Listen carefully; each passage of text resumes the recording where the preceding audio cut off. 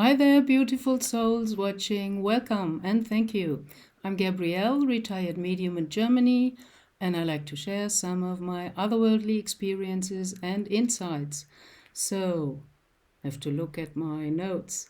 This one is about the missing time in my NDE experience in India at the Taj Mahal. That's a very curious thing. I did not talk about my NDE for nearly 40 years until my guides nudged me to go out and talk about and share, and nudged me to go and have an interview at Next Level Soul podcast with Alex Ferrari.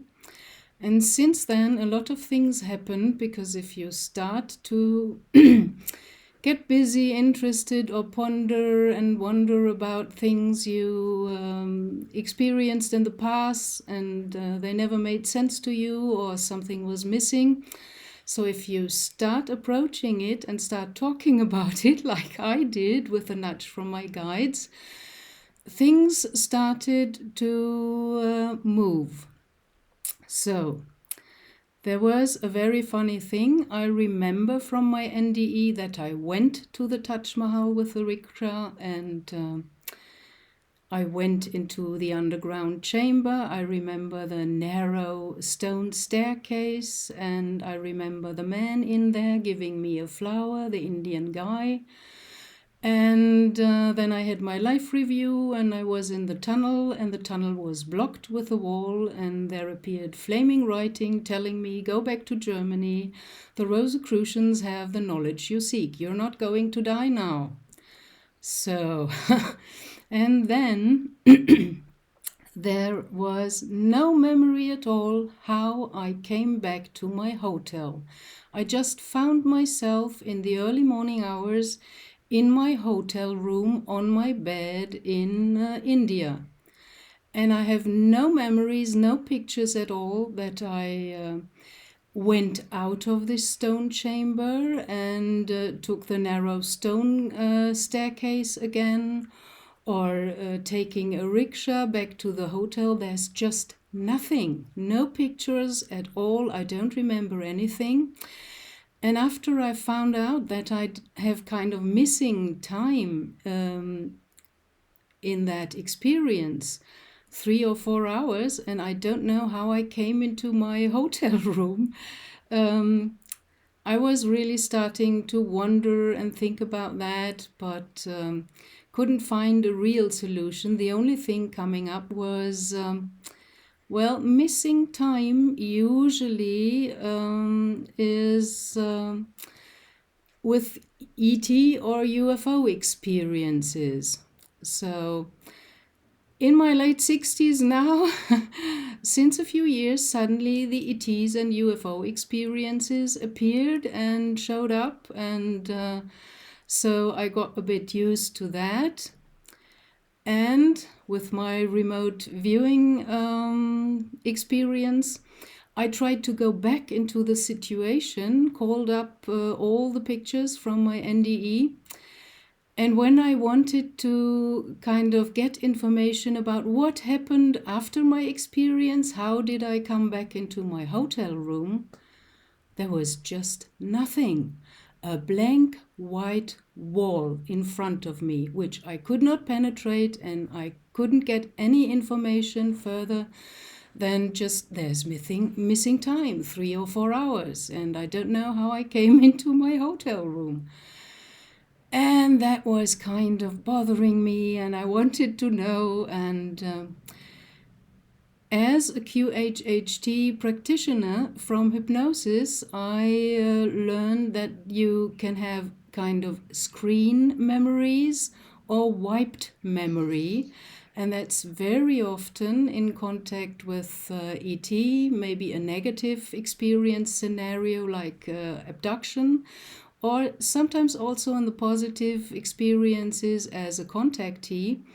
You have a screen memory that's kind of placed or layered above the real memory, what really happened, or it's totally wiped and then it's like a blank slide, it's totally white, there is nothing. And I started to think, wow, maybe it's got to do with UFO, and who knows, maybe I was zapped out, but I don't know. And then something really funny happened. Just recently, I had another public demonstration of mediumship, a channeled question and answer session with public. And I channeled the Elohim, and the people could ask their questions, and they answered through me, through my mouth. And at the end, when everybody was through and finished with his questions and got his answers or her answers, they suddenly said through my mouth, which was very funny to me, they said, "Please, can anyone here ask a question for Gabrielle herself? She wants to know about the missing time in her NDE." And then one of the people there, said, okay, I'm going to do that. And she asked, what about the missing time in Gabrielle's NDE? Can you give her any information? And then the Elohim answered, that was so great.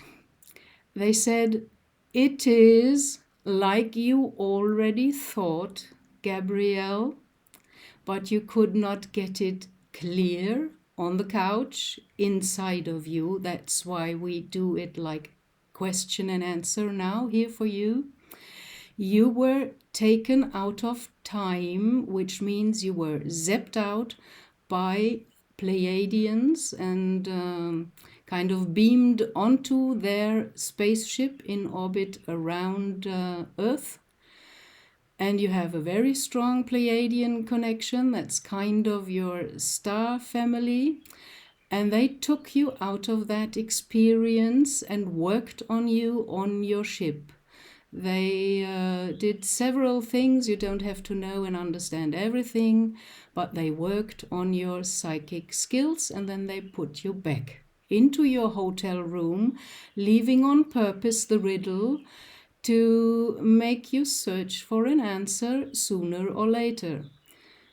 Okay, wow, so there I got it, what I already kind of suspected.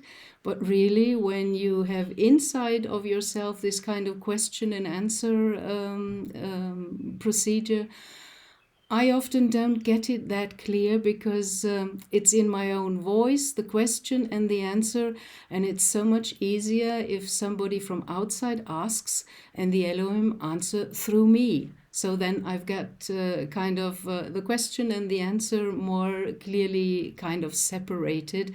And if it's all, in myself, sometimes I only think, well, am I making it up? Although I have 13 years of mediumship trainment and experience, I still do that. Sometimes my head is just working on its own and trying to think and to doubt and whatever and assume falsely or suspect falsely.